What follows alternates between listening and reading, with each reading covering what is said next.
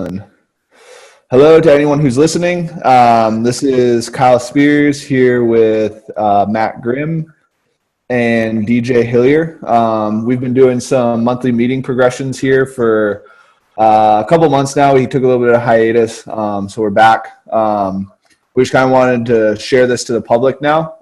Basically what we're doing is we're just talking through a progression for one of our athletes, getting some feedback from everyone else on the progression, and then just kind of like debriefing the progression, trying to make it better, whether it worked or not, just trying to get some more information from everybody else. So we'll each take a turn talking through our progression. We'll each get some input from each individual. I think you guys, this is the first time we're doing this, so I think you guys should, if you're listening or watching, I think you should be able to see the screen. We're just going to flip through the cells here as we talk about them. So if that doesn't work, can you guys just leave us some feedback in the comments? And we'll try and change that for next time when we do this. Cool. So first person to go is going to be me. I'm talking about my progression that I actually did with DJ here. DJ is an athlete of mine. DJ's competed at the 2015, 16, and 17 North Central Regional on a team, and he competed at the 2016 CrossFit Games on a team. So he's got a lot of team experience. He's competed at Wodapalooza on a team. He's done some other local competitions on a team. So he's primarily a team athlete. We actually, after Wodapalooza, sat down and talked about how you can grow as a team athlete and you can grow as an individual athlete, and it's really important to get into both realms because both realms kind of complement each other, and there's things that you can learn from both realms. So DJ signed up for a competition here as an individual. Correct me if I'm wrong, but this is going to be your first individual competition, right, DJ? In about 4.5 years, yeah. So this is one ever, but it's been about 4.5 years since I did the first one. Yeah. So it's and that was before we started working together, right? Yep. Yeah. So it's been a minute, and I think this cycle in and of itself, I think, really shows how important it is to step out of your comfort zone as an athlete. So DJ's been training probably the hardest I've ever seen him train. This last, 10 weeks we've been running the cycle? Yeah, just about. Yeah, so about 10 weeks here we've been running the cycle. You guys are reading this tab that we're on right here. He PR'd his 5-minute toes to bar, which has been a weakness of his for as long as we've been together, something we've been trying to work on and build for quite some time here. He got a 14-rep PR on that. We tested his 5-minute MRAP of burpees 3 times throughout this cycle. I think it went 87, 93, and then he finished the cycle with 96. That was, again, something we've been trying to improve forever. And we're going to highlight the burpees, but the workouts for his competition that are coming out have all been released. And so we've been running progressions on those for about the last 10 weeks here. Initial tests tests from 2 weeks ago, I think, is when we tested the workouts again.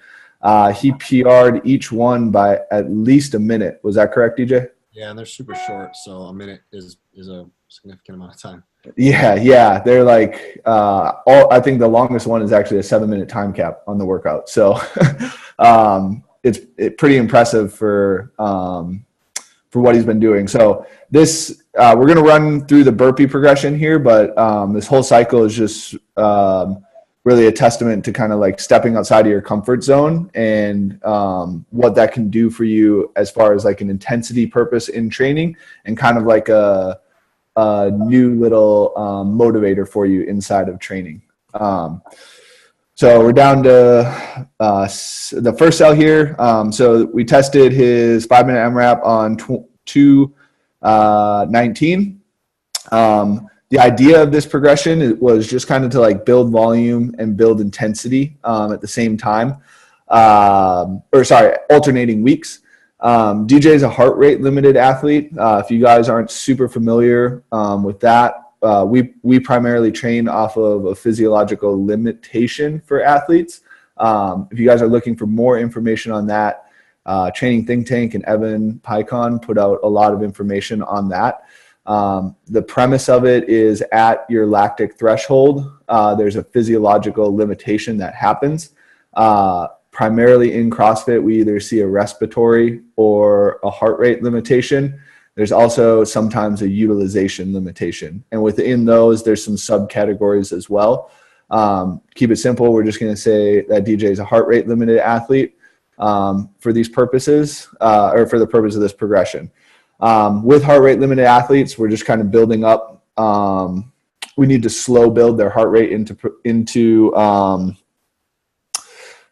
the work. Otherwise, their heart rate spikes, and we don't efficiently deliver oxygen or blood to the working tissues. So with the burpee progression here, we see that we give them a 10-minute assault bike, increasing pace every 2 minutes, and then we're putting him directly into an every minute on the minute of 18 burpees, which was a little bit above his average burpee per minute. And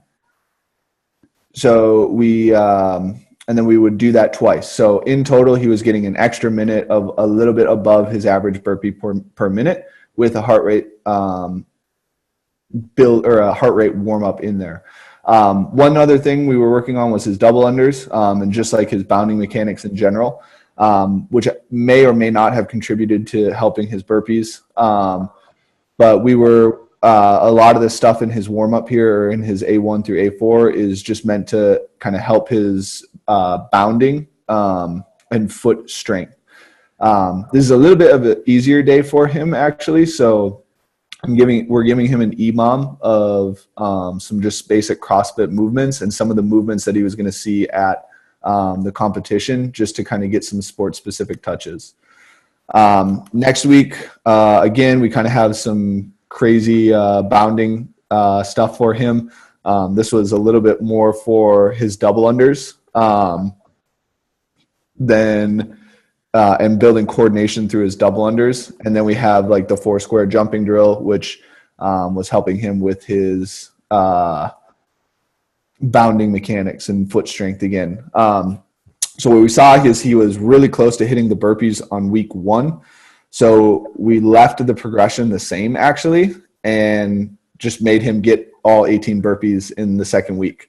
DJ, I don't know, was that that was pretty doable for you the second time around? Yeah. Yeah, it was just something where like I didn't know how hard to push or what it was going to feel like, and so for me, just getting a second stab at it was helpful and kind of got me more like, all right, this is how it's supposed to go. Yeah. So I think it was really just. Would you agree? It was really more just like getting the feel for the pain that was going to be elicited during those. Absolutely. Okay. So basically, any time that we saw that he wasn't able or was just like at the cusp of hitting the progression, we just gave it to him again the next week, and just basically forced him to hit the progression and kind of go into that dark place. Again, we have some CrossFit stuff in the EMOM, made it a little bit longer this week. And then we have some hip flexor strengthening drill from Carrie Pierce on Instagram that we were running him through as well for some of the toes to bar work. Same progression again, but this time we upped the intensity a little bit. So 20 bar facing burpees every minute. We kept it at 2 minutes, but we still kept the duration. So it was for 3 sets we were doing it for. So 2 minutes rest in between. So again, just kind of getting that pain feeling going again during the burpees, making him push pretty hard during those minutes. I think he completed that one. No, sorry. 3 sets. I think you were a little bit long on that one, right, DJ? Or that one was a little bit more difficult? I'm having a hard time remembering, but I know there's a couple where I got to like the last little bit and wasn't able to execute at the end. Okay. Okay. Yeah. Oh, sorry. Okay. So we saw that he was like pushing the pace a little bit. I think you might have recorded a video on 312. So we saw he was pushing the pace a little bit. So instead of going up to 3 times for the next week, like we did with week 1 to week 2, to get him 6 minutes, we just extended the time a little bit. So it's every 75 seconds in this next week, 20 bar facing burpees, rest 2 minutes times 2. So he was hitting basically a density progression,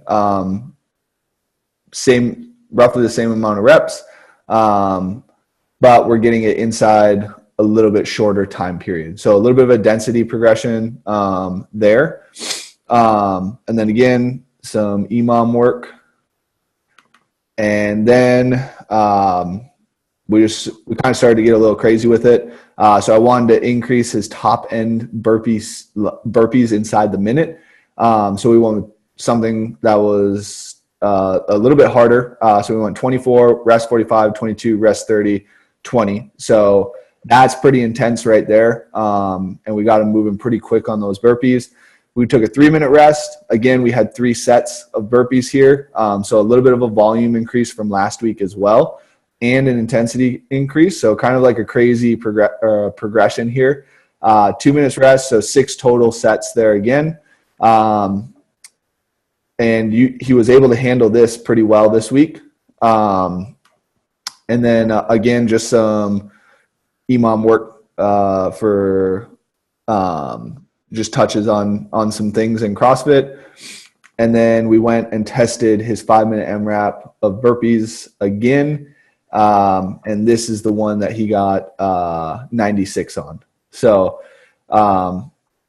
we went from a volume increase to intensity increase to a density increase to a density and intensity increase, or volume and intensity increase, into his last 5-minute MRAP, and he hit a 9 rep PR on his last MRAP.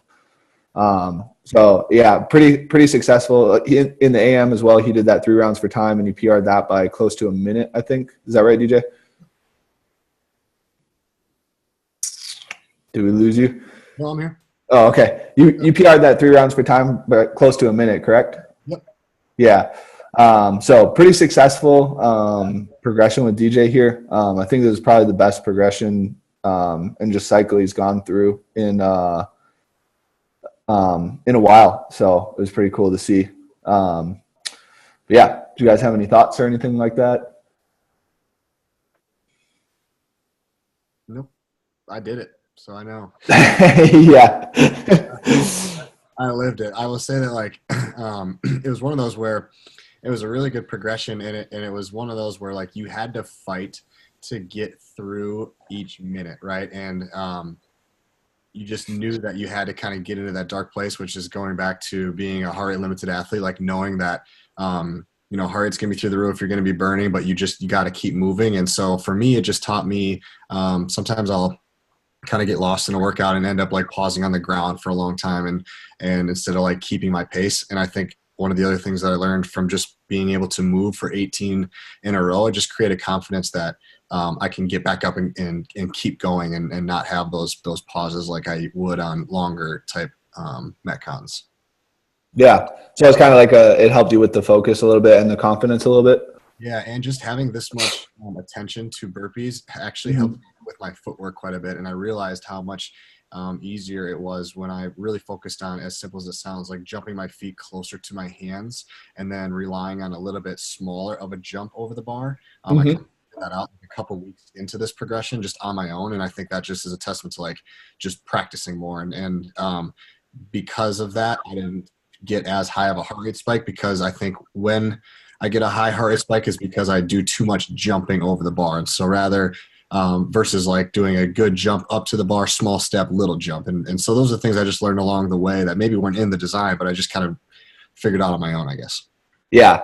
I think that's pretty cool. DJ is also obviously a coach. So I think it's really important for your athletes to experiment with stuff and just be always try new things and try new things out. Obviously, DJ did in this progression, figured some stuff out, and it really helped him. So Don't try and, if you're a coach, don't try and control your athletes too much. Let them kind of be themselves and experiment. And if you're an athlete, constantly be trying new things and figuring out how to make things more efficient for you, if that makes sense. Matt, did you have anything or? I think you did a pretty thorough job.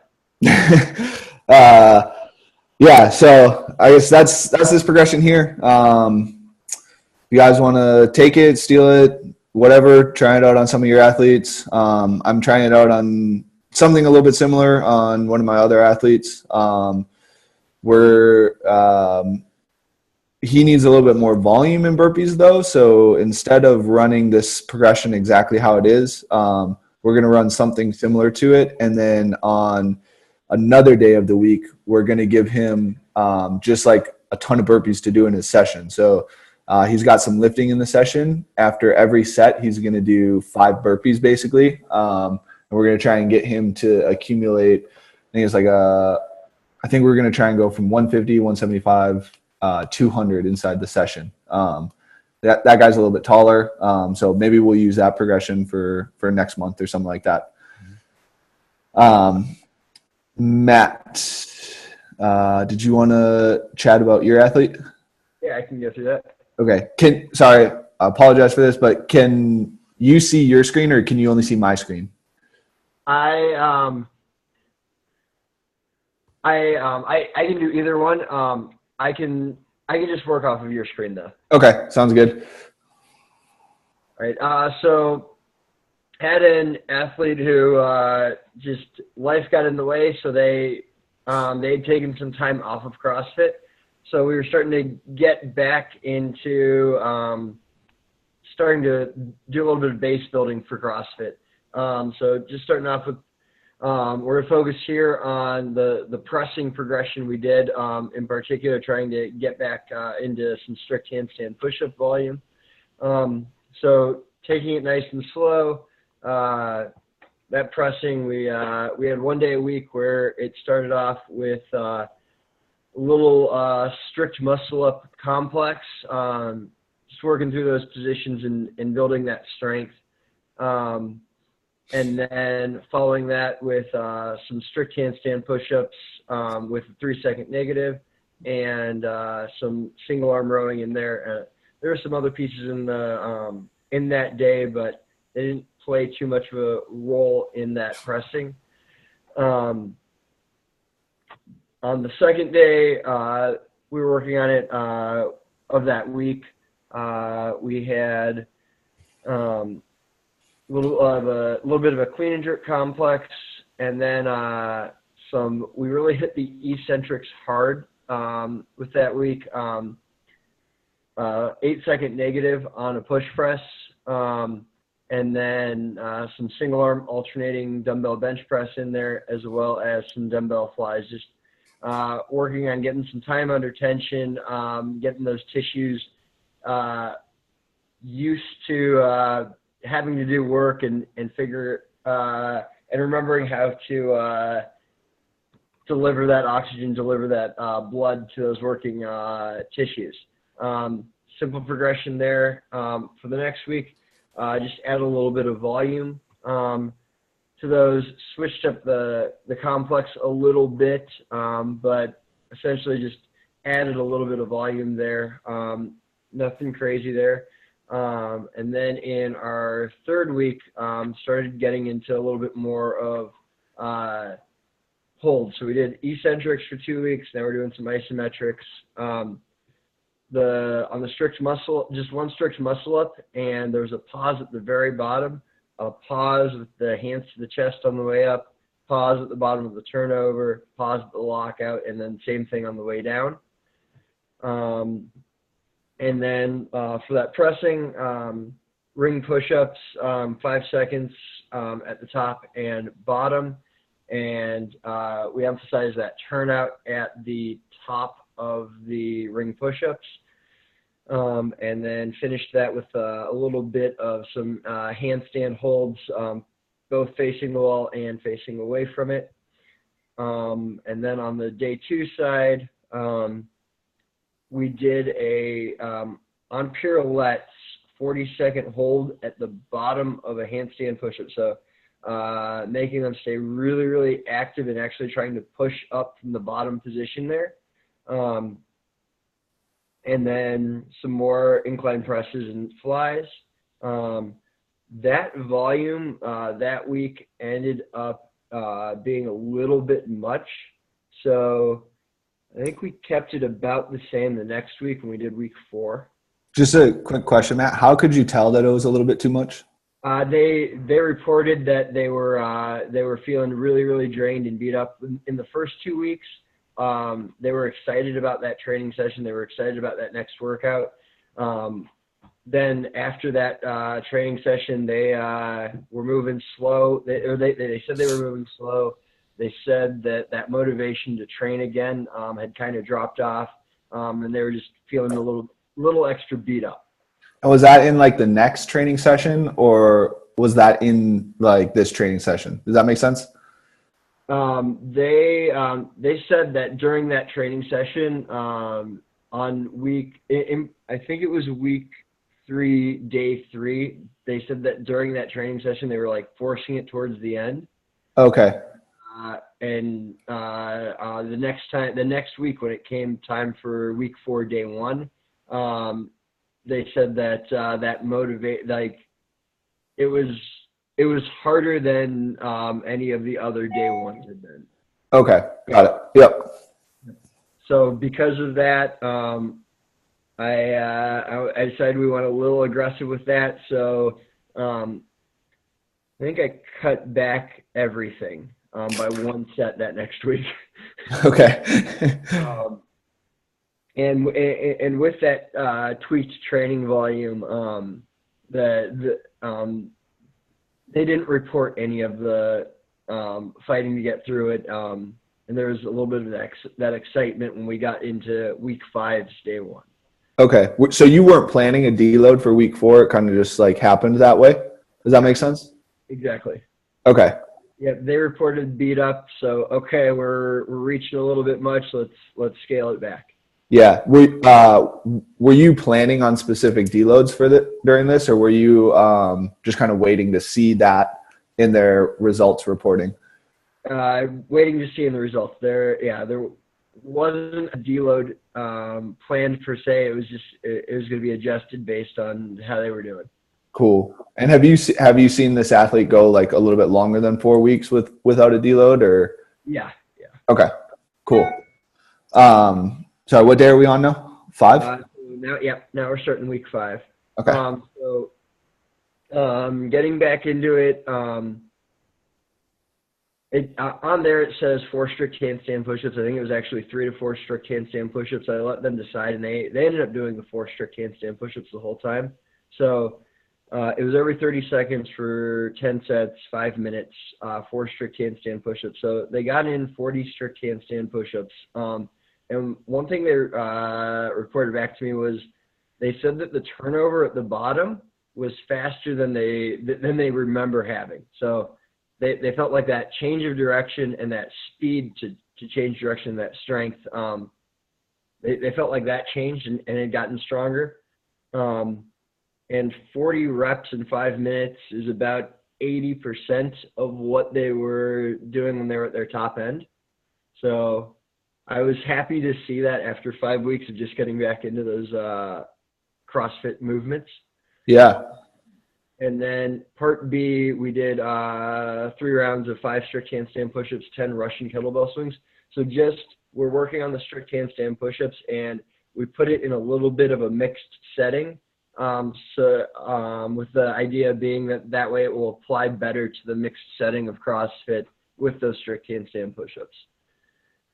And then after that, 10-minute EMOM of 4 ring muscle-ups. Then on that day 2, keeping in mind kind of how that volume had hit them, we stayed on the conservative end and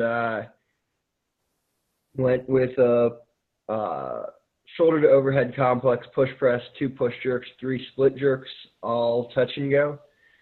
And then later on in that session, they had every 90 seconds for 5 sets, 5 strict deficit handstand push-ups.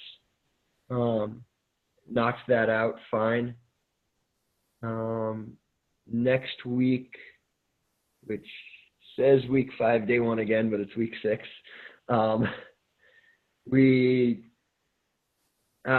increased the volume a little bit. So instead of 4 reps every minute, they had the potential to get 9 reps in every minute by having it every 20 seconds, 2 to 3 reps. I believe the overall volume ended up being about 43 in those 5 minutes. So some 3s, some 2s. And then again, we hit it with the mixed setting, with the squat cleans and strict handstand push-ups, and then threw in some double unders with those ring muscle ups, since they reported that the muscle ups were easy enough the previous week. So just starting to, I wanted to keep the volume the same since we did up the handstand push-up volume, and the double unders to start getting again back into that CrossFit feel. Yeah.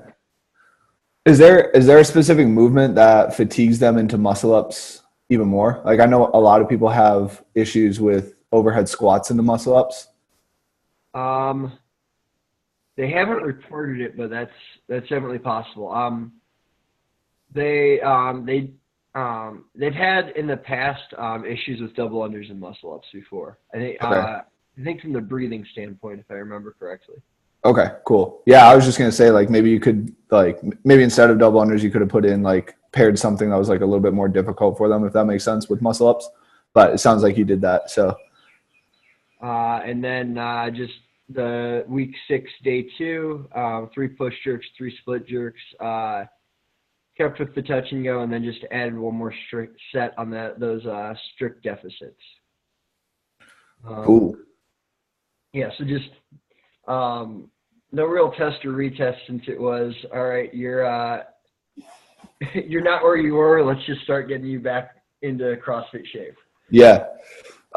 Did you feel like the muscle up complexes or the ring complexes, I guess up until week 4, helped them with their muscle ups at all?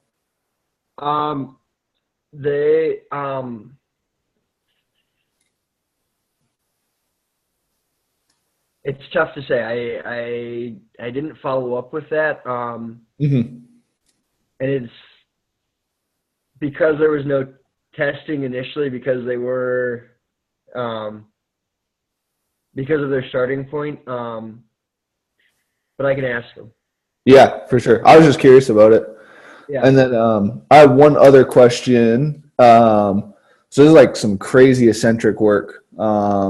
Like an 8-second eccentric for a push press, and then 40-second hold at the bottom of the parallettes. Like, what was like your reasoning or kind of like theory behind that? Does that make sense? Yeah. The theory was they are a cardiac limited athlete. Mm-hmm. So because of that, I wanted them just getting used to trying to have a lot of blood to those tissues and trying to figure out how to create tension but still have blood flow. Cool. Yep. So almost like you're trying to break the blockages. Exactly. Cool. For those that are still somewhat new with physiological limitation, one of the cardiac limitations that you can have is a ton of tension in your system. And an inability to, or the heart is not strong enough to break those blockages. So when the muscle is tense, it's squeezing on the arteries or veins, and it is hard for the heart to push blood through those arteries or veins when they're under tension. So you can strengthen the heart through some of these eccentric work, or you can. Matt actually did it here pretty well. He's upper and lower, and so you can kind of work on like lactate shuttling a little bit as well, if that makes sense. Those are my questions. I kind of like this I like the progression. I thought the eccentrics were pretty cool. I haven't seen that before, or the 40-second hold. That seemed pretty cool. Do you think that contributed at all to them feeling faster? Absolutely. I think that I've actually started to include that 40-second hold with some other athletes because I think that really was what allowed them to have that strength at the bottom for that quick change of direction. Yeah. I think I'm gonna try that out with some people and just see. That might be a good progression for people that are kind of lacking that press off on the bottom of the handstand push-up, or those that are trying to get their first strict handstand push-up. Yeah. So I'll probably steal that from you if that's cool and use that with some other people.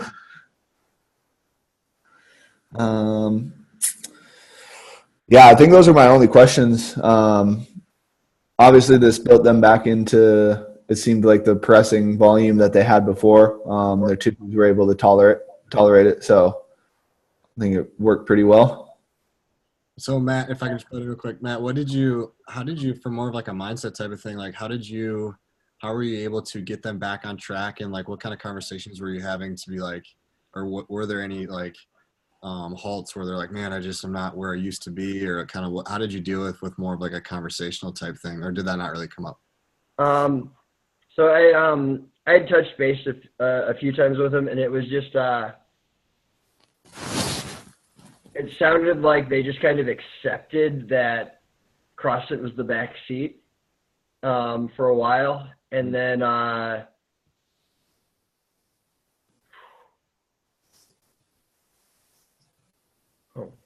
it's a good question.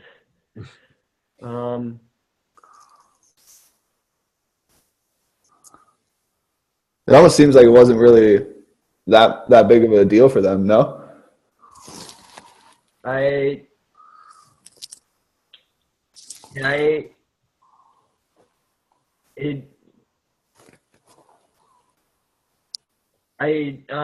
told him like you haven't been doing what you've been doing before, so let's just take it slow. And I think part of it too was with this progression, like we weren't necessarily testing anything, so there's nowhere to be like shown exactly where they were in the beginning. Especially with those kind of eccentrics, like they couldn't beat themselves up over what kind of numbers they were doing because there was that big time under tension. So it wasn't like it was shining a light on them exactly where they were in those first 4 weeks, especially. Right. There's almost no expectations. Yeah, exactly. Right. And then my second question was the 40-second hold, the bottom of a parallel handstand push-up. Is that like your head is resting on the ground and you're holding it that way, or how did you? Head off the ground. So 40 seconds of tension where in the second week I had a discussion with him where I'm like, I want you to actually do, like, after you're down there for 20 seconds, try and push yourself up for the next 20. Holy buckets. Were they able to, I mean, that just sounds like a lot. Were they able to, was that easy for them, or? It was a fight. They were able to do it, and I've given it to. I have another athlete doing it right now, and I gave them 30 to 40 seconds, and they knocked out the 40 seconds. Okay, cool, man. Yeah, I like this stuff too. I think we started with the eccentrics before we went into those holds. Right. I don't know how much of a factor that's playing. Got it. Yeah, I think I like that a lot because I have some people too that want to do like get better at the skill stuff and like get strict handstand push-ups down. I think like if you don't have one, would you say that we have to do your eccentrics first? And is that kind of how you compartmentalize it all? Like we have to, if you want to get your first strict handstand push-up, we got to start with your eccentrics. Is that kind of the thought process there? Yeah, that's my approach for a lot of the skill gymnastics movements with my athletes. Cool. Very cool. Sweet. That 40-second parallel handstand hold seems to be quite the hit. That's terrible. I'm like, yeah. I kind of want to go to the gym and try it and just see if I can even do it. Oh, crap. That's cool. Awesome progression, Matt. Sounds like it worked pretty well. DJ, you're good with rolling with this screen? Yeah, we'll just do the same thing that Matt did. So basically, like, obviously this is my first time doing this, so I kind of just went with something that I know has worked with two different athletes, both people that were looking to obviously just get stronger in a sense, and especially with their Olympic lifts. So things like clean and snatch, and then just overall absolute strength with their front squat. So it's very simple, but basically what I did, this day 1, day 2, day 3 is supposed to be 1 week at a time, kind of like you guys had it laid out. But basically what we did was before this day 1, we tested their squat clean, and then it was, I forget if it was 10 or 15 squat snatches for time at like 75 to 80% of their 1 rep max, and then also their front squat 1 RM. And so this progression went actually much longer than the 4 weeks or the 5 weeks that I put out here, but this is just kind of to get things started. So basically what I did was I started with 10 singles at 80%. And then I always kind of used that 10 number. So then going into week 2, we did 8 at 80 and then 2 at 83. And we kind of just like had a linear progression that led into a higher weight throughout the progression. And then I used some clusters with the squat snatches just to try to simulate the test of 10 or 15 for time, knowing that, it's going to be a lot of singles and things like that. So that's where I started with just ones and try to build volume that way. And then with the front squat, again, it's just more of a linear progression of like always lifting heavy with it. So the goal is to try to drive up the 1 rep max. And so because of that, we wanted to always lift with, reps of 5 or even lower. So 4, 3, 2, 1, 3, 3, 2, 1, 2, 2, 1. And then every week it was try to get a little bit heavier than where you were last week for your 2 or your 3.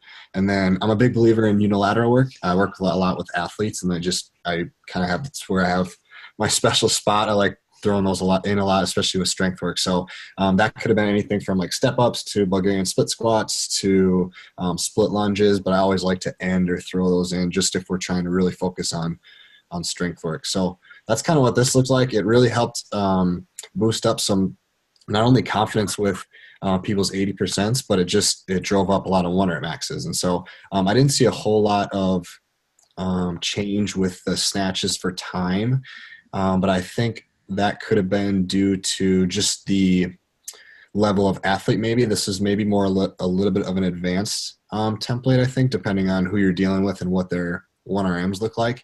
But it's also very basic in a sense where it's just a linear progression that doesn't have a whole lot of complication to it. But it's worked for people, and I kind of like to use it as some sort of a baseline if somebody's looking like if their strength is the number one thing they need to kind of boost up. And DJ, you work primarily with members in your gym, correct? Yeah, so I'm the head coach at my gym, and so I have a lot of just people that, weekend warriors, I think people call them, and they just do the competition in the open, or their local competition in the open. So that's, I would say, the majority of the people I see every day. Yeah. And so would this be like a progression that you kind of gave them, or? I mean, I could. I see this more as somebody who is pretty experienced with like squat cleaning and squat snatching, and like has the mobility and the training age to do so. I think if it was my gym, I don't know if I would put this much on it. Got it. Is that why you didn't throw any technique work in there specifically? Yeah, mostly because and I might have just not included it as much here. I might have put it more in the warm up, but yeah, this is more somebody who is been around for a little while, has a little more of a training age. That their reps look good. It's just they need some time to kind of increase their 1 reps. Yeah. With the unilateral work, did you let them choose whatever that day, or did you have rotated, man? So basically what I did was like week 1, I did step ups, and the week 2 was lunges. And then I went back to step ups, back to lunges. And it was like 3 sets of 15, 20 reps, a little bit higher rep stuff. Alternated every week. Okay. So you kind of ran an A-B week with the unilateral work? Unilateral work, just because everything else is pretty like, all right, here we go again. A, B, and C is pretty much the same. So I try to give a little bit of different flavor on it. And I think hopefully that helps give a little bit of variety for them. Yeah. What happened on their retest? Did they PR or? Yep. So they PR'd on their squat cleans quite a bit. The squat snatch, like I said, that just wasn't quite there. And I think it was more because they needed more attention on mobility and movement versus trying to do 15 for time. I think was just maybe a little bit more advanced for what their level they were at. And then their front squat 1 rep max was higher as well. So 2 out of 3 were a PR. Cool. Right on.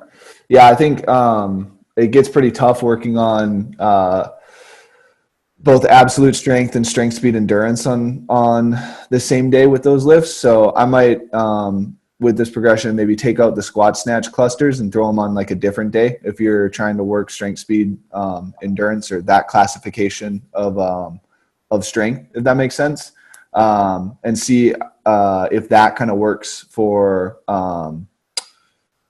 PRing their 10 to 15 for time at the end of the cycle, if that makes sense. Looking back, I totally agree. I just think it was probably just too much. And I'm also a believer in like, I think as an athlete too, it's easier to kind of swallow like, okay, I'm going to do squat cleans in the front rack, and then I'm going to do a totally different movement. Now I'm going back to my front rack, and it's just, I think it was just kind of a lot. And so what I would like to do is maybe, Monday you're doing this, and then maybe Thursday, Friday, you're getting more snatch stuff, just to keep things more uniformed across the board. I think if like I was given this, I would kind of like to have my cleaning days on one day and maybe the snatch stuff on a different day, but that's just kind of personal preference that I thought. Yeah, for sure. I mean, the sport too, like, you have to be able to clean and you have to be able to snatch right after that. So like, I think in season, something like this might not be the worst thing in the world, because they're having to, deal with the fatigue snatching that they accumulated from the cleans and then go into heavy front squats. So like the chaos of it, I think is pretty good for like somebody in season. But if you're looking to, PR everything on that list, you probably want to isolate it a little bit more, if that makes sense. Absolutely. It gets so hard, man, because like there's just like the sport of CrossFit is so chaotic and has so many things that I think something that I need to do a better job at, and just maybe we can talk about more, is like, how do you pick the couple things you want to get better at and really zoom in on those? And sometimes it can get so hard because you can either obsess with just one or two things and then forget about everything else that's involved in CrossFit, or you can kind of do the opposite where it's like, we got to do everything and I need to get better at this or that. So I think as I get more experience as a coach, it's just trying to figure out like, what does the balance look like if the sport and the desire is to compete. Yeah, I mean, I think you said it right there, was the experience. I think every coach kind of has to go through a period where they dial in and focus on specific things as they learn how to make progressions to get those things better, if that makes sense.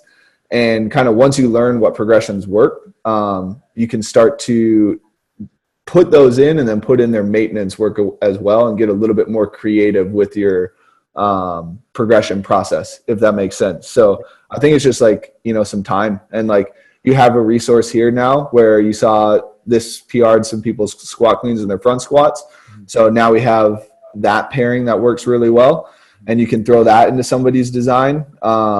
And, you don't have to like put an uber focus on it now. You can just kind of like put that in and then give them some maintenance work after that. Not sure if that makes sense or not. Yep. So Matt, did you have any thoughts on that, or? I just like the elegance of this progression. Matt's a numbers guy. Yeah, I just think it is super simple, but sometimes I think I can get caught up in it. Is it too simple, No, I mean, if it works, right? Exactly. Yep. So, yeah, I mean, like, you had success with it. I think you could probably bump the squat snatches to a different day. And other than that, I think this was like a great progression for people. So, well, cool, guys. Does anyone have anything else, or Matt, did you have anything on this, or? Cool. Well, thanks, guys. We'll hope if you guys liked this and want to see more of it, we'll be doing monthly meetings. Individuals in it might change in and out. We might keep the same core group of people. It kind of just depends on people's schedules. So just keep an eye out for these. We'll be putting them out to the public. If you guys can, leave some comments in the section for things you'd like to see.